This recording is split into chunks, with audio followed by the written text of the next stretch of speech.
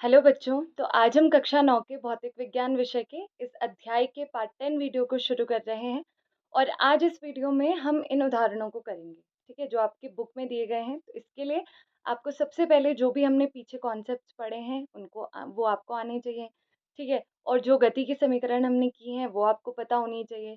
मतलब मतलब ये तो ज़रूर पता होना चाहिए कि कैसे हमने निकाला था, वो तो कॉन्सेप्ट वाइज़ आपको पता ही होगा। लेकिन क्या-क्या वो समीकरणें हैं, तो वो आज हम यूज़ करना सीखेंगे, कैसे हम उनको यूज़ कर सकते हैं न्यूमेरिकल्स में, ठीक है। तो सबसे पहला जो क्वेश्चन है, क्वेश्चन को सबसे पहले ध्यान से पढ़ेंगे, उससे क्योंकि हमें चीज़ें निकालनी है कि हमें क्या-क्या चीज़ें दी हैं, तो ध्यान से पढ़ेंगे। एक रेलगाड़ी विराम अवस्था से चलना प्रारंभ करती है और 5 मिनट में 72 किलोमीटर का वेग प्राप्त करती है। तो अब आपको ये समझ आना चाहिए 5 मिनट क्या है, आपके पास टाइम है। 72 किलोमीटर पर आवर्स का वेग प्राप्त करती है, यानी कि ये वेग दे दिया। लेकिन ये प्रारंभिक वेग होगा या अंतिम वेग होगा, ये ध्यान में रखने वाली बात है। मान लें कि त्वरण एक समान है, यहाँ पे एक समान आना चाहिए, तो परिकलन करना है हमने त्वरण का सबसे पहले। तो अगर हमारे पास जो त्वरण है वो एक समान है, तो हमें वही त्वरण निकालना है, ठीक है। सबसे पहले लिखते हैं क्या-क्या चीज़ें दी है। देखिए टाइम लिख सकते हैं आप, इस वेग को आप क्या लिखेंगे? अगर आपने क्वेश्चन ध्यान से पढ़ा होगा तो आपको यहाँ से समझ आया होगा कि जो विराम अवस्था है, अगर रेलगाड़ी पहले विराम अवस्था में थी, रुकी हुई थी, तो इसका मतलब उसके प्रारंभिक वेग की बात हो रही है। जभी भी किसी वस्तु के, व्यक्ति के रुकने की बात हो रही है, इसका मतलब है कि शुरू में वो रुका हुआ था, यानी कि उसका जो प्रारंभिक वेग u था, जैसे हम u से दिखाते हैं, वो 0 है। इसका मतलब जो उसके बाद उसने वेग प्राप्त किया होगा, यानी कि 72 किलोमीटर पर आवर, वो उसका अंतिम वेग हो गया, जिसे हम v से लिखेंगे, ठीक है। आपको ये ध्यान रखना है। तो अब आप लिख सकते हैं कि हमें u दिया है, हमें ये v दे दिया और ये t दे दिया। अब आपको a निकालना है, ठीक है, ये आपको a निकालना है। अब यहाँ पे आपको दिख रहा होगा कि a का तो फॉर्मूला सबको याद रहता है, चाहे उसे कोई समीकरण याद हो ना हो, पर a is equals to v minus U बटे टी। मतलब आपको सोचना है कि हमारा फॉर्मूला क्या होता है, ये होता है मतलब ए से रिलेटेड, जिसमें ये सारी की सारी चीज़ें आ रही हों। तो v भी है हमारे पास, u भी है, t भी है। सिंपल सा त्वरण का पहला फ़ॉर्मूला, आपको कोई समीकरण नहीं सोचनी, त्वरण का फ़ॉर्मूला सोचना। अगर ये नहीं लगता तो फिर समीकरणों पे जाना है, फिर समीकरण सोचनी है, ठीक है? अब जब आप ये वैल्यूज़ यहाँ पर रखेंगे, तो आपको ध्यान रखना है कि ये सारी एक चीज़ में हो, एक यूनिट में हो। एक चीज़ कहने का मतलब है एक यूनिट में हो। जैसे सारे के सारे अगर किलोमीटर में हैं, तो फिर उसके साथ जो टाइम की यूनिट है वो घंटे में है। और फिर अगर टाइम की यूनिट यहाँ पे घंटे में है, तो यहाँ पे मिनट को भी घंटे में चेंज कीजिए। या फिर ये मिनट है, जनरली हम या तो किलोमीटर प्रति घंटे में रखते हैं या फिर हम उसे मीटर प्रति सेकंड में रख देते हैं। तो अगर आप मीटर प्रति सेकंड में रखेंगे, तो आपको फिर ये मिनट को भी सेकंड में चेंज करना है, ये घंटे को भी सेकंड में चेंज करना है, किलोमीटर को मीटर में चेंज करना है। तो ऐसे हम पिछले क्वेश्चंस कर चुके हैं, तो पहले वीडियो को पॉज़ करके आप खुद करेंगे।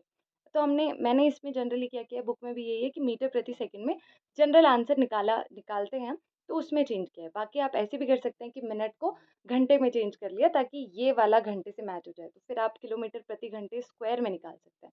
ये हम पहले कर चुके हैं, इसलिए मैं ज़्यादा समझाऊंगी नहीं। तो हम सीधे यहाँ पे इस मिनट को सेकंड में और यहाँ पे किलोमीटर को मीटर में, घंटे को सेकंड में चेंज कर लेंगे। तो अगर हम 72 किलोमीटर प्रति घंटे को चेंज करेंगे मीटर प्रति सेकंड में, तो आएगा वो 20। कैसे आया? 72 को आप अगर किलोमीटर को चेंज करेंगे तो उसको मल्टीप्लाई करेंगे, क्योंकि 1 किलोमीटर में 1000 मीटर होता है और किलोमीटर बड़ा होता है किससे? मीटर से, तो उसे मल्टीप्लाई कर देंगे 1000 से। फिर आप ये प्रति जो होता है ये बटा लगाएँगे। नीचे क्या है? घंटे है।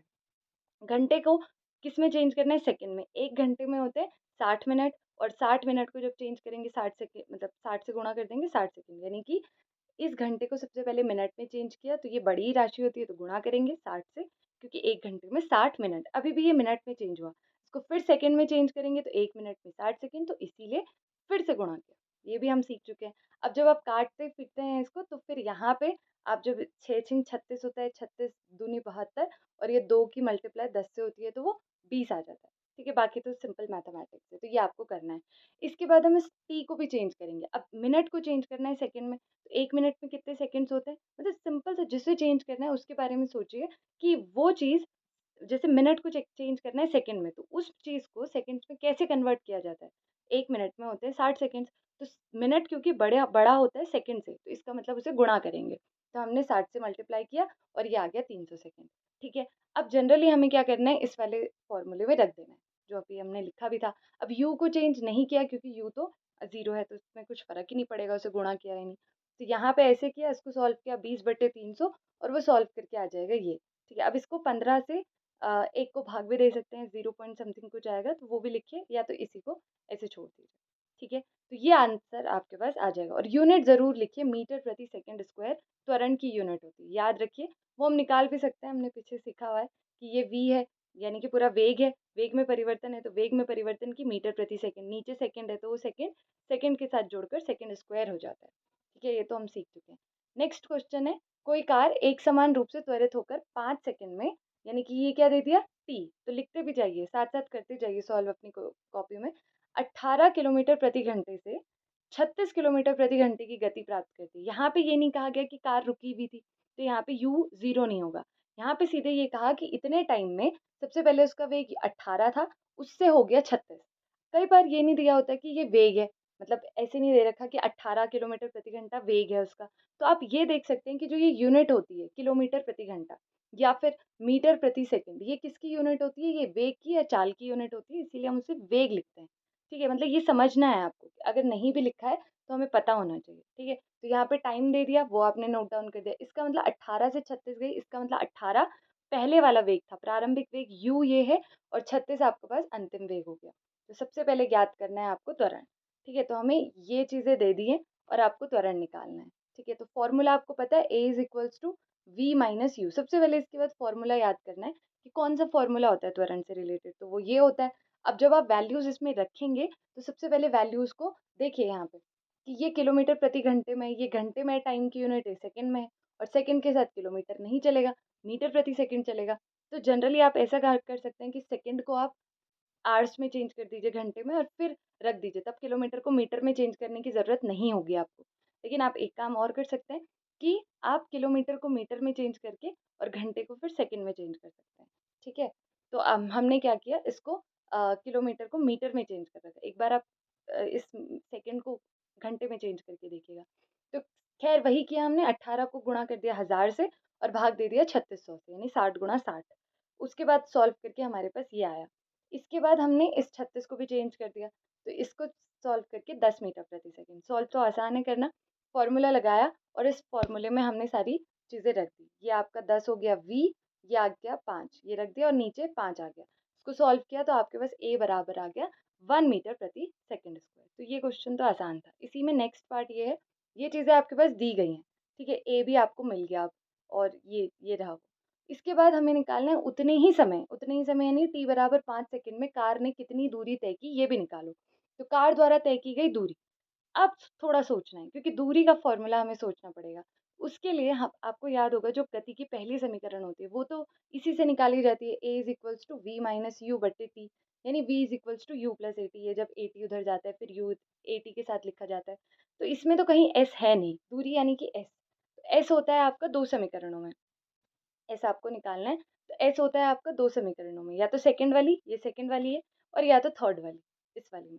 अब आप दोनों में से किसका यूज करेंगे ये आप कैसे देखेंगे, जो चीजें आपको पता है। देखिए आपको यू पता है, इस वाली समीकरण को देखिए, फर्स्ट वाली को, इसमें आपको एस निकालना है, आपके पास यू है, ठीक है, आपके पास वी है, वी इस समीकरण में है नहीं तो जरूरत नहीं है, टी है आपके पास तो टी है, और ए होना चाहिए, ए भी है और टी भी है, तो इसका मतलब आप सेकेंड वाली को यूज कर सकते हैं। थर्ड वाली को यूज कर सकते हैं कि आपके पास v है तो v है, u है आपके पास u है, और a है आपके पास तो वो भी है, और s आपको निकालना है, इसको भी यूज कर सकते हैं।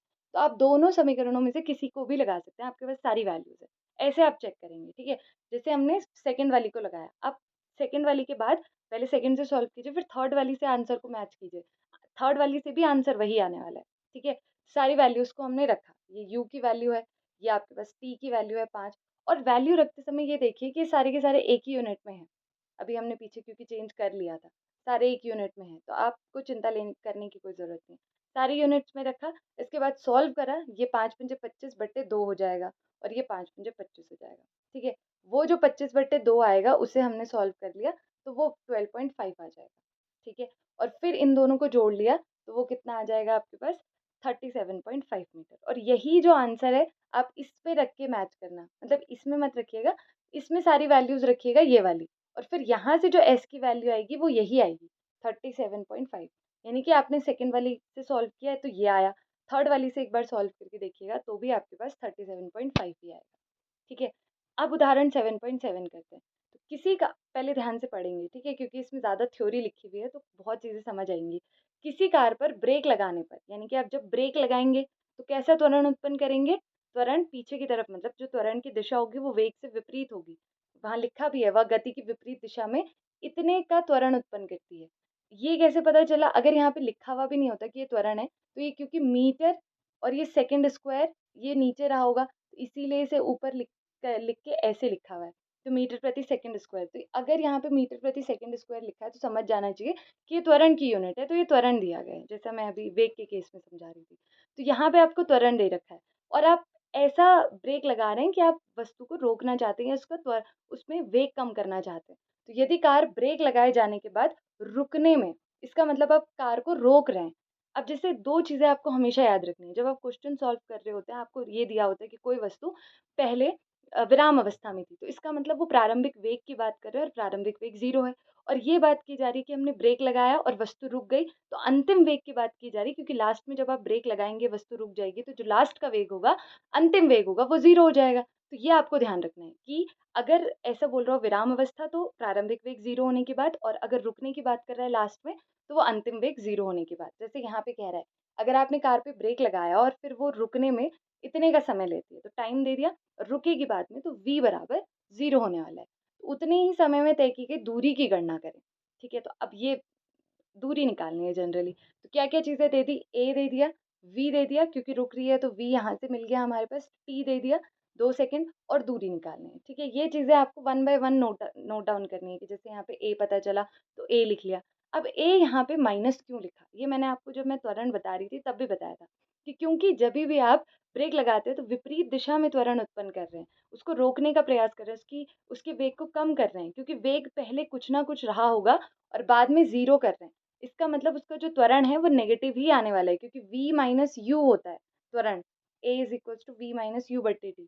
तो v जो है वो जब 0 है, u तो कुछ ना कुछ होगा ही, इसका मतलब ये जो माइनस है, आप इस वाले में से घटा रहे होंगे, तो आपका जो पूरा टोटल आएगा वो आपके पास यही आने वाला है, माइनस आने वाला है a, क्योंकि आप v तो आपका छोटा ही है और u बड़ा होगा तो बड़े वाले का ही साइन होगा, यानी कि माइनस का साइन होने वाला है, इसलिए आपके पास त्वरण नेगेटिव ही आने वाला है।